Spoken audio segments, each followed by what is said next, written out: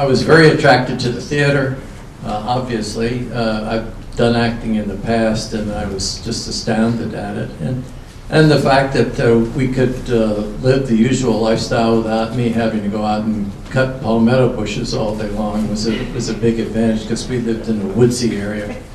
And it proved to be exactly that. And of course, the main reason that we moved in at the pre-move-in parties that we met absolutely some of the nicest people I've ever met in my life, and we continue to do so. And to me, the biggest advantage we have are the members. Despite all the services and all the facilities, it's still the people that make it all work. And I just wanted to ask Jackie, with her background, what motivates you to be so dedicated in bringing such quality programming to the Glenridge Academy?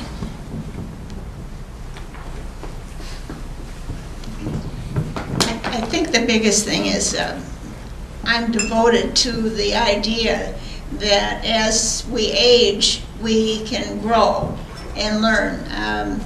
My wonderful mother-in-law, Eleanor Pillsbury, was a Phi Beta Kappa from the University of Illinois, graduating, I think, in the class of 1904.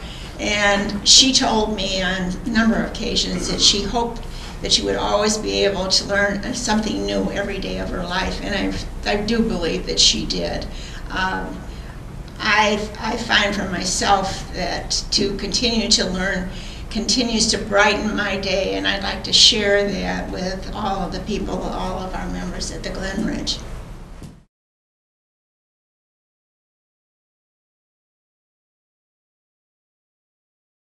I love parties. My first year there, I thought, well, we've got to have a derby party. So I asked a few people, and everything was ready to go. And we plugged the TV in to a nice computer jack, a TV jack down by the bar, turned it on, and absolutely nothing happened. Thank goodness the IT guys were there. We followed the path of the cable and found out it ended on the floor in one of the rooms. It wasn't hooked to anything. And here I had about 90 people that had signed up to come, and I'd worked with Dennis on proper way to make mint juleps and so on and so forth. The IT guys made a 300-foot-long cable for me, plugged it in the closet on the second floor, ran it all the way down, dropped it over the stairs down to the ground level. We plugged in the TV, and we had a marvelous derby party.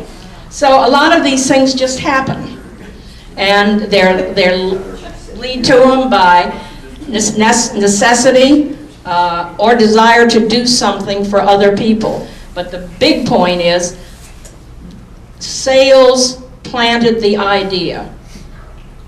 Life-fulfilling community. Get involved, bring whatever talents you have to the Glenridge, and make it a better place.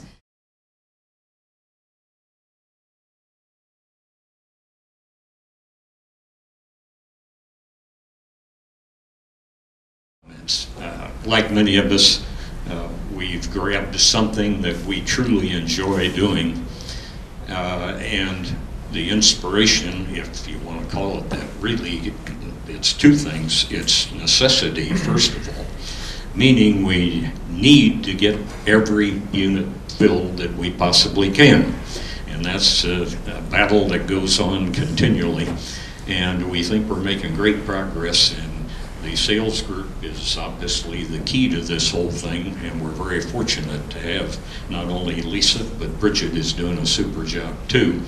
And so consequently, we really have to work at this, because we get the settlements and then, we have some attrition, or we have somebody move out. Very few of those, fortunately, but nevertheless to the health center and all that kind of thing. So it's a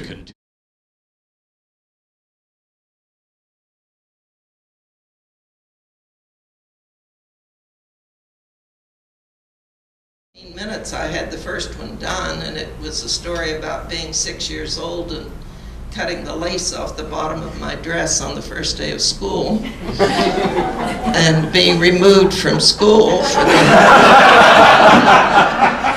so yeah, it seemed possible to do something like this. And then I wrote the purpose, a method, and a timeline. I had to get it down on paper to an outline to see what it would look like. And then Rennie used those points and developed a flyer like this, which we ran around and stuck in every single mailbox so that we're telling you and we're showing you, and it's in the Piper. So we were launched, and then came the poem. But we moved on from there till some of them are chapter books that are being given to us.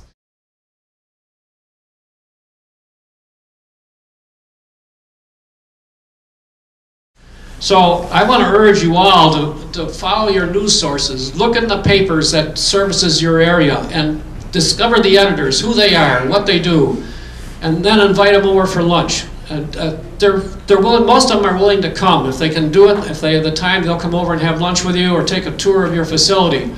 But don't be bashful about it. You got to charge ahead. Some people say, oh, I don't think I can do that. Well, you can.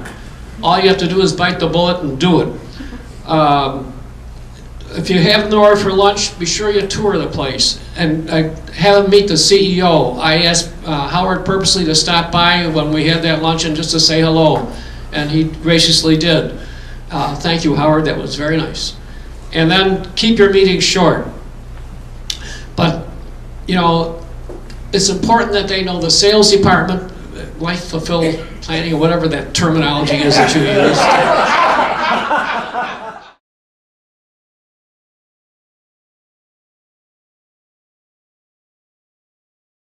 First on the board, we had many problems in the Glenridge. I was many times in Howard's office, and he was always very gracious and smiled, and sometimes things got done the way we wanted them, sometimes not quite, but ultimately we got together and we got things, I think, running very beautifully. I'm very happy with the way I see Glenridge running now. Howard's door is open to me at all times, and to the regular members. All members have the right to go in and see Howard and speak to Howard. This is an extremely worthwhile thing. I hear from all sorts of people, oh, I spoke to Howard and he said this, and I spoke to Howard and he said that. I sometimes wish you would tell me some of these things too, but there you are.